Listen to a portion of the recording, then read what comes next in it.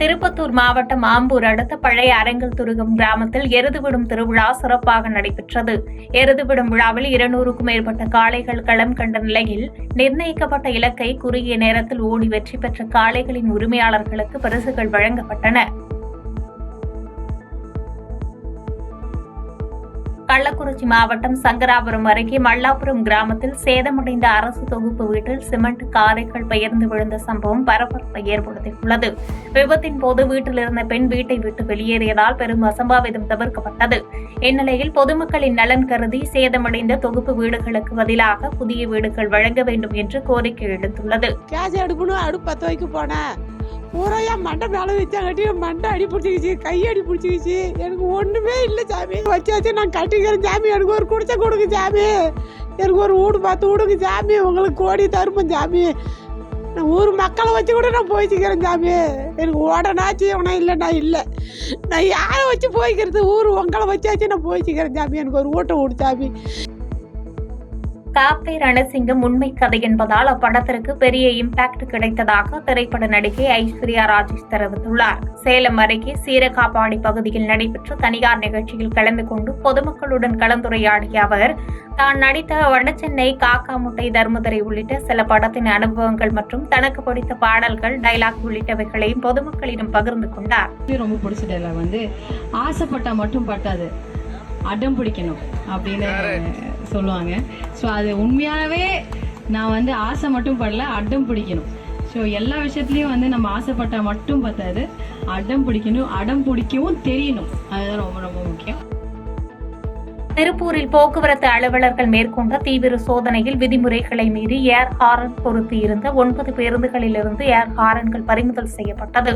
திருப்பூர் வடக்கு வட்டார போக்குவரத்து அலுவலர் விஜயா தலைமையில் நடைபெற்ற சோதனையில் 5 அரசு பேருந்துகள், 2 தனியார் பேருந்துகள் மற்றும் 2 மினி பேருந்துகள் என 9 பேருந்து ஓட்டுநர்களுக்கும் எச்சரிக்கை விடுக்கப்பட்டது.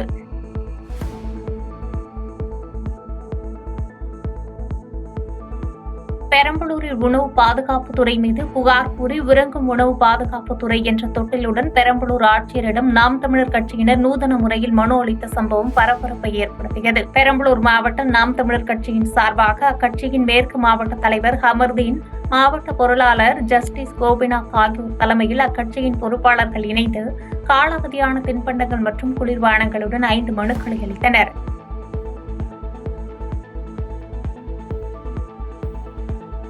நீலகிரி மாவட்டம் குன்னூர் அருகே உள்ள டென்ஹில் குடியிருப்பு பகுதியில் கரடி ஒன்று உலா வரும் சிசிடிவி வீடியோ காட்சிகள் வெளியாகி பரபரப்பை ஏற்படுத்தியுள்ளது. உலா வந்த கரடியை நாய்கள் சத்தமிட்டபடி துரத்தி சென்றதும் குடியிருப்பு வாசிகள் டார்ச் லைட் கொண்டு கரடியை வனப்பகுதிக்குள் துரத்திய வீடியோ வெளியாகியுள்ளது. நீலகிரி மாவட்டம் உதகை காந்தல் முக்கோணம் கால்பந்து மைதானத்தில் காந்தல் கால்பந்து அகாடமி சார்பில் 8ஆம் ஆண்டாக மின்னொலியில் ஐவர் கால்பந்து போட்டி நடைபெற்றது.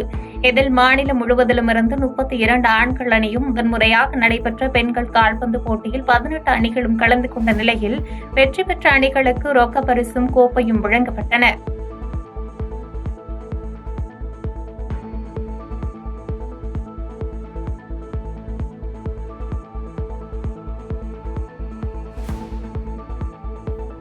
தமிழ்நாடு விஸ்வ இந்து பரிஷத் நீலகிரி மாவட்ட கிராம கோவில் பூசாரிகள் பேரவை சார்பில் இன்று உதகை மாவட்ட ஆட்சியர் அலுவலகத்தில் நடைபெற்ற மக்கள் குறைதீர்க்கும் நாள் கூட்டத்தில் மாவட்ட ஆட்சியரிடம் மனு அளிக்கப்பட்டது. பூசாரிகளுக்கு மாத ஓய்வூதியம் ரூபாய் 4000 10,000 ரூபாயாக தமிழக அரசு உயர்த்தி தர வேண்டும் உள்ளிட்ட கோரிக்கைகள் அடங்கிய மனுவை மாவட்ட ஆட்சியர் லட்சுமி பவ்யா தண்ணீரிடம் வழங்கினர். கூட்டமானது நடைபெற்றது.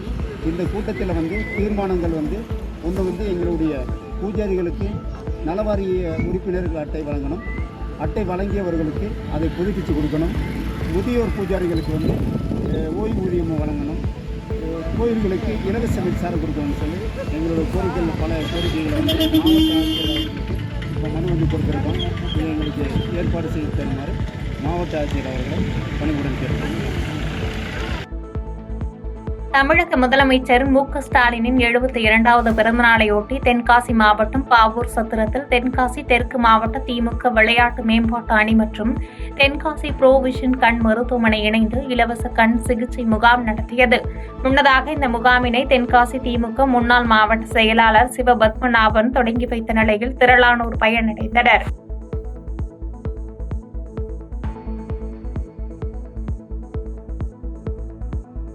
பட்டு நூல் மற்றும் ஜரிகை போன்ற மூலப்பொருட்களுக்கு 5% GST விதிக்கப்படுகின்ற நிலையில் இதனை குறைக்க நடவடிக்கை எடுக்க வேண்டும் என்று நாடாளுமன்றத்தில் MP தரணிவேந்தன் வலியுறுத்தியுள்ளார். மேலும் பொருட்களின் மீது GST வரி விதிப்பு விளைவாக சேலை விலைகள் உயர்ந்து விற்பனை குறைந்துள்ளதாக குற்றம் சாட்டினார். மூலப்பொருட்கள் மீது GST விதிக்கப்படுகிறது. அதுபோல அரிசி எடுத்துக்கொண்டால் சில்லறையில அரிசிக்கு GST விதிக்கப்படுகிறது. பெரும்பாலும் பெரிய கொள்முதல் நிலையங்களில் GST விதிக்கப்படவில்லை. குடும்பங்கள் பயன்படுத்தவும் 25 கிலோ உள்ள பைகளுக்கு GST விதிக்கப்படக்கூடாது என்று வேண்டுகோள் விதிக்கின்றனர். நீலகிரி மாவட்டம் உதகை அடுத்துள்ள அரக்காட்டு பகுதியில் வனவிலங்கு தாக்கி பெண் உயிரிழந்த விவகாரத்தை தொடர்ந்து கிராமத்தில் வனத்துறையினர் வனவிலங்கை பிடிப்பதற்காக கூண்டு வைத்துள்ளனர். தொடர்ந்து இதில் இறைச்சியை வைக்காமல் வெறும் கூண்டை பெயரளவில் வைத்திருப்பதாக மாவட்ட ஆட்சியரிடம் கிராம மக்கள் புகார் அளித்த சம்பவம் சலசலப்பை ஏற்படுத்தியுள்ளது. போக முடியாத சூழ்நிலை இருக்கும். தயவு செஞ்சு எங்களுக்கு கூண்டு வச்சு இந்த சிறுத்தை பிடிச்சிட்டாங்கன்னா எங்களுக்கும் நிம்மதியாக இருக்கும், எங்கள் குழந்தைகளுக்கும் நிம்மதியாக இருக்கும். நாங்களும் ஒரு வாரம் வேலைக்கு போகிறதுக்கு வேலை வெட்டி போகிறதுக்கு நல்லாயிருக்கும். ஆக கர்நாடக மாவட்ட ஆட்சியர் மாவட்டத்தில் இஷ்டப்படுத்தி எங்களுக்கு அதை சொல்லி கேட்டுக்கணும். இப்போதான் ஒரு கூண்டு ஒன்றும் இல்லைங்களே, கூண்டு பாட்டு கூப்பிட்டு எதிர்க்கட்சி என்ற முறையில் பேரவையில் தங்களை பேச அனுமதிக்கவில்லை என்று எதிர்க்கட்சித் தலைவர் எடப்பாடி பழனிசாமி குற்றம் சாட்டியுள்ளார். சட்டப்பேரவைக்கு வெளியில் செய்தியாளர்களிடம் பேசிய அவர், மக்களை ஏமாற்றுவதற்காக திமுக அரசு நாடகம் ஆடுவதாகவும் 40,000 கோடிக்கு மேலாக டாஸ்மாகில் ஊழல் நடந்திருப்பதாக தகவல் கிடைத்துள்ளதாக கூறினார். மேலும் தவறு இல்லை என்றால் திமுக அமலாக்கத்துறையை பார்த்து பயப்படுவது ஏன் என்றும் கேள்வி எழுப்பினார். அதை செஞ்சதுதான் பரவாயில்ல, ஆனா அது மாறாதான் செயல்படுத்திட்டு இருக்காரு என்பதுதான் நாங்க ஓடிட்டு காட்டணும்.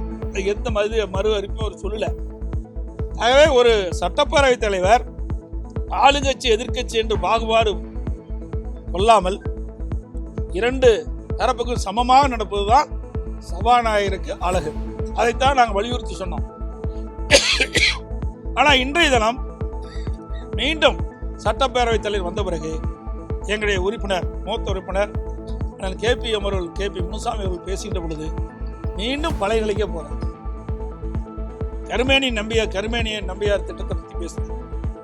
அப்ப நான் குறிப்பிடுறோம், அண்ணன் KP முனுசாமி அவர்கள் அதை பற்றி குறிப்பிடுகின்ற பொழுது அதற்கு மீண்டும் சட்டப்பேரவை தலைவரை பதிலளிக்கிறார். நான் தான் குறிக்கிட்டேன், இது புனிதமான நாற்காலி, இதில் நடுநிலையோடு நடந்து கொள்ள வேண்டும். இதற்கு அமைச்சர் பதில் சொன்னா பரவாயில்ல, நீங்க பதில் சொல்றது எந்த விதத்துல சரியா இருக்குன்னு சொன்னா, இல்ல நான் அந்த பகுதியை சேர்ந்தவன், அந்த தொகுதியை சேர்ந்தவன் அப்படின்னு பதில் சொல்றாரு. அப்படி என்றால் அவர் ஆளுங்கட்சி வரிசையில் இருந்து அமர்ந்துதான் சொல்ல முடியுமே ஒழிய அந்த ஆசனத்தில் இருந்து ஒரு எதிர்க்கட்சி உறுப்பினர் பேசுகின்ற பொழுது மறுத்து பேசுவது ஏற்புடையதல்ல. சேலம் மாவட்டம் எடப்பாடி அருகே 5 ரூபாய் நாணயத்தை விழுங்கிய 2.5 வயது சிறுவனின் தொண்டையிலிருந்து அறுவை சிகிச்சையின்றி நாணயம் வெளியில் எடுக்கப்பட்டது. இதனைத் தொடர்ந்து சிறுவன் நலமாக உள்ள நிலையில் சம்பந்தப்பட்ட மருத்துவர்களுக்கு பெற்றோர்கள் நன்றி தெரிவித்தனர். 5 ரூபாய் நாணயத்தை தவறுதலாக முழுங்கிவிட்டார். அது குழந்தையினுடைய குரல் வலையை அடைத்துக் கொண்டிருந்தது.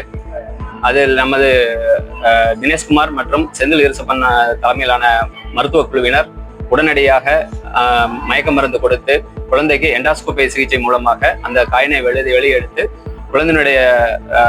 குழந்தையை ஆபத்திலிருந்து காப்பாற்றி அந்த காயினை வெளியெடுத்துள்ளார்கள். மேலும் அந்த சிகிச்சைக்கு பிறகு குழந்தை முழு ஆரோக்கியத்தோடு உள்ளது. பாதகம் செய்பவரை கண்டால் நாம் பயம் கொள்ளலாகாது பாப்பா. மோதி மிதித்து விடு பாப்பா, அவர் முகத்தில் உமிழ்ந்து விடு பாப்பா. அண்மை செய்திகளை உடனுக்குடன் தெரிந்து கொள்ள இணைந்திருங்கள் எம் நாடு தொலைக்காட்சியுடன்.